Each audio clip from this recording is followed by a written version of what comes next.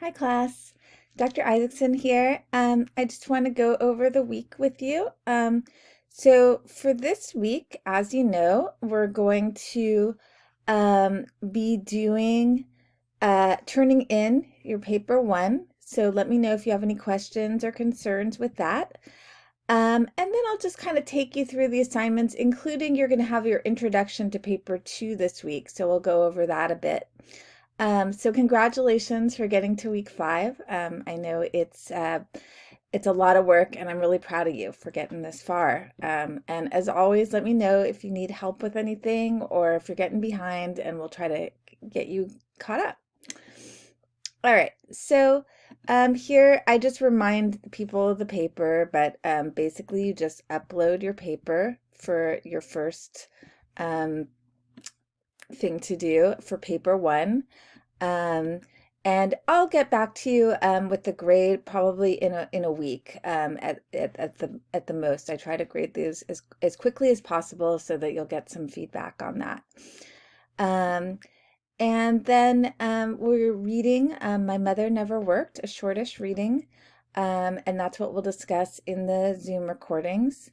That's going to be a kind of story about a woman who was born in the city, but she ends up kind of living as a uh, housewife in the country and doing a lot of agricultural work. And it's told from the perspective of her daughter, who was told that by a social security company that her mother was not entitled to a death benefit because she never worked, right, according to the government. And so she kind of unpacks that and thinks about all the work this is a very, very hardworking woman she did do. And it's going to relate to a question, as you'll see coming up for paper two, about how we feel about unwaged work or housework. Do we value that work? Which might be an especially interesting topic for those of you who are raising kids or working from home, and just kind of gets into some of the questions about how we define work and valuable work in our society. And then as usual, you'll have a homework journal that'll be due on Thursday with some questions about the reading. And again, the reading's pretty short. It does have, like some of these handouts, it will have some questions at the end, but you don't answer those questions. You answer my questions for the paper, for the homework. And then this is just a handout that I'd like you to go over that should help with your writing skills.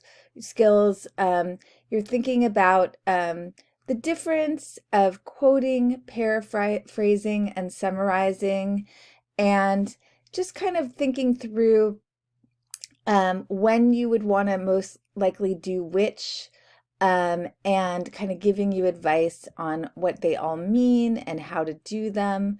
So I would read this over. It's not an assignment. It's and for those of you who aren't sure, I mean, I'll just give you a very quick, like I'm not going to go through the whole handout, but for quoting, you want to think about that as something you do when the quote itself wouldn't be improved by clarifying it in your own words, but there's some special language in it, or if you want to add authority to your writing. A lot of the texts that I'm teaching, I think they're good texts to quote from because it's not just what they say that's important, but it's how they say them. They're very carefully written. So that's another time you want to use a quote. With paraphrasing, that's when you put it all in your own words, but you keep it kind of the same length, but you often want to make it a little bit more clear. It's paraphrasing is a great way to take notes because you are actually forces you to understand the passage that you're putting in your own words. And you just have to be a little careful if you're going to put a paraphrase in your paper that it's really different, that the ideas are phrased, completely differently. And that's a great idea because it really demonstrates that you have understood the quote and that and then at the most of your writing is in your own words. It's not especially if you have a big block quote, you don't want to have like a ton of language that's from something else. You want to have consistency of your own language and voice in your paper. Summarizing is when you take a bigger chunk of text and you really condense it to just its main points. And that's a great thing to do, especially when you're giving context for a quote or kind of explaining at the beginning the article that you're going to talk about, what the whole thing's about before you jump into your example.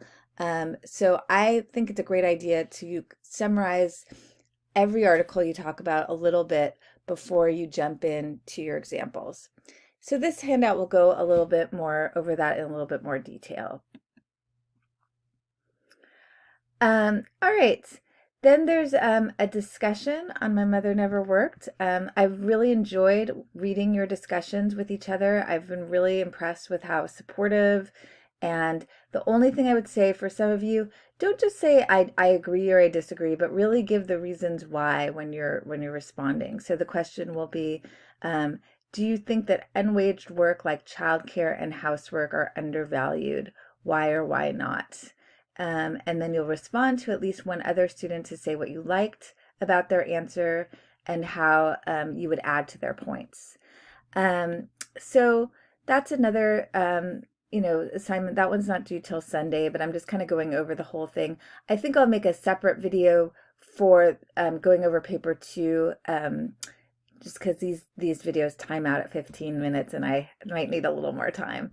But please do think about that question carefully, and I'm really excited to read your answers on that. All right, and then you're going to write conclusions. That's another assignment due for Sunday. So basically what this does is it explains, a little bit more about what the conclusion is. And it says, the conclusion has 3 purposes. It signals the end of the essay. So you want to have a clear signal phrase to kind of transition. It reminds your readers of your main points, so you kind of summarize those. And and then it finally leaves the reader with your final thoughts on the topic. So this is, you don't want to just have like, oh, this is what I just said, but kind of think about the next move. One thing you don't want to really do is add a whole bunch of new facts. That's for the body of the paper. But what you do want to do is one of these moves that you see here listed. So you can make a prediction, and then the handout will give you an example of a paragraph that does that work of making a prediction. You could suggest results or consequences, and you're given an example of that.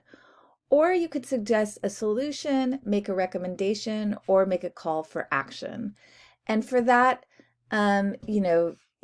it also gives you an example. I'll just read that one. To reverse this trend, we must demand that government increase its financial support of colleges and universities and restore financial aid programs. So these are 3 different suggestions on how to kind of build your conclusion.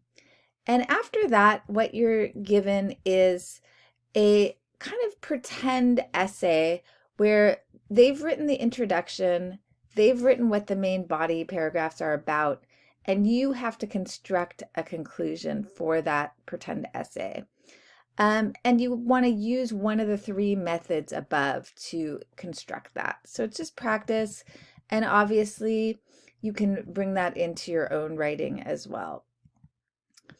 All right, and one thing that I think is cool with My Mother Never Worked is it gives you another example of a way to do a conclusion that I really like, which is if you're going to do an anecdote at the beginning in your introduction, you can kind of finish that anecdote at the end and kind of talk about what you've learned throughout the essay and how that helps you understand the anecdote. So that's a move that she makes in the reading that you have for this week. So that's a kind of another cool thing you could do for your own paper.